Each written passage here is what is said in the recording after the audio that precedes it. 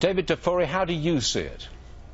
Well, I think it was good and bad for Trump. You know, on the bad side, this is a massive capitulation by Donald Trump on his policy on Mexico. He had said before he wanted to rip up NAFTA. Now he's talking about some modest amendments to NAFTA in cooperation with the Mexican president. He said he's going to build a wall and make Mexico pay for it. But you just heard him admit he didn't even raise the issue of making Mexico pay for it. A complete capitulation. He says he wants to deport. Wait, David, that is not a capitulation if he doesn't actually discuss paying for the wall with Mexico's president. That's not a capitulation, is it? In all due respect, that is a fundamental part of how he has talked about Mexico and the wall. He has said he will make Mexico pay for it. He now goes to Mexico, drops in for a visit, has a chit-chat, and never even mentions it. It was a central part of his policy on Mexico. He's completely capitulated on it, completely pivoted on it. It's an act of desperation. Because he didn't talk about it, you say it is a capitulation. What do you make of that, Sheriff? Well, that's not the case. What I really enjoyed is the president of Mexico pointing out that there have been guns coming from the United States down to Mexico, fueling this mass murders and the destabilization of Mexico. And lo and behold, we find out that it was President Obama and his former Attorney General Eric Holder with Fast and Furious 2,000 weapons that we participated in arming the most violent criminals in the Western Hemisphere, the drug cartels. So he's got a point there. David, Hillary Clinton is not there. Whether she goes to meet Mexico's president in the future, we don't know, but she was invited, but she wasn't there today. Donald Trump stole the political initiative here, didn't he? There he is. Everybody's covering this. He's right out front. He's taken the political initiative. Well, look, there are some positives. He didn't embarrass himself. He gave a decent speech. He stuck to the speech as written, it looks like. He seems to have gotten along well with the president. But let's not ignore that he's completely changed his policy. And for those who support Trump because of his policies on Mexico and who are looking for a much stronger and more forceful policy from Trump on Mexico against immigration, building a wall, making Mexico pay for it, tearing up NAFTA, they don't have that anymore. That's not the Donald Trump we saw today. We saw a completely different Donald Trump. A Donald Trump who's motivated by his sagging poll numbers and trying desperately to make a change in his policy to appeal to Mexicans in the United States. We do have some video of some protests which took place close to the presidential palace. Again, I believe this is in Mexico City. Protests against Donald Trump. There's a rather limited number of people out there, however. I realize this was a quickly arranged visit, but I think that is the extent of it that we can find on our cameras. You talk about a dozen people. It looks like, Sheriff, that it didn't generate an enormous opposition the way people thought it would. Right, and not only that, it's important to note that Mexico is our neighbor. It's Arizona's largest trading partner. America is one of our top. And look, Donald Trump has been a very successful businessman, and he's addressing the top issues for our country.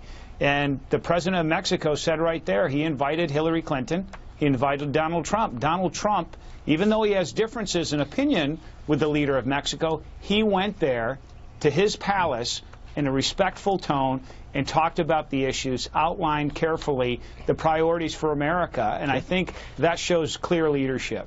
Stephen Dinan is with us, who's also been watching the joint statement from the from President Nieto and from Donald Trump. Your reaction, please. You watched it all the way through. What do you come away with?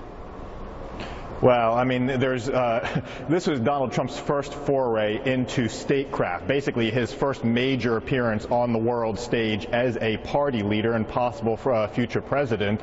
And I think, given that, it went fairly well for him. As your guest said earlier, there were no major mistakes. There's something in diplomacy where you put tough issues off until you absolutely have to deal with them. He said, we didn't deal with who's going to pay for the wall. We talked about the fact that countries are able to have a wall, but we're going to put off the issue of paying for it until later. And the Mexican president came back and said yes, and I affirmed that, I'm here to speak for Mexicans. That's how statecraft happens, and that's how you delay thorny issues and build a relationship, essentially. So I think, it may not have been a home run, but it was a very solid hit for Trump. I didn't pick up any hostility on either side. I picked up a very cordial, not a cordial relationship, but cordial statements from both sides. David, you'll give that? Yeah, this was very cordial. It appeared to be very much orchestrated. I think, a deal was worked exactly how this would go between the Trump campaign and between the Mexican government. They agreed to do public statements. They agreed to take some questions. So in that sense, it is a victory for Trump in the sense that he could negotiate that successfully on a very short timeline. But you have to, again, look at the change in policy. And in that sense, it's really a win for the Mexican president, because the Trump policy before was very anti-Mexico. Mexican people were very upset about it. And the Mexican president comes away with a big win on policy. Sheriff, a win for Mexico's president? Comment on that, please. Look, we wouldn't even be talking about this issue if Donald Trump didn't make it front and center. If Hillary Clinton had her way, we'd continue to have open borders for the next at least 4 years, and all of this crime that's really ravaged both of our countries. So I hail Donald Trump in this regard for showing statesmanship and taking the issues that he's passionate about, that Americans are so frustrated by, that I as a lawman have to deal with these sorts of crimes day in and day out when our job is tough enough, and he's saying we're going to fix it. He can do so diplomatically, and he's doing it today. Stephen, you report and write on the impact of illegal immigration on the United States. That's your subject. That's your wheelhouse. What do you make about this commitment to, at least from Donald Trump at least, to ending illegal immigration? And the problem must be solved quickly. Well, obviously it's a really high bar, and we're going to learn tonight exactly the specifics for how he says we're going to get there, and we'll be able to evaluate exactly what he does and how much of an effect that will have. Look, when you're talking about illegal immigration, the big bill that came through the Senate didn't get through Congress overall, but came through the Senate 3 years ago, the Gang of Eight bill.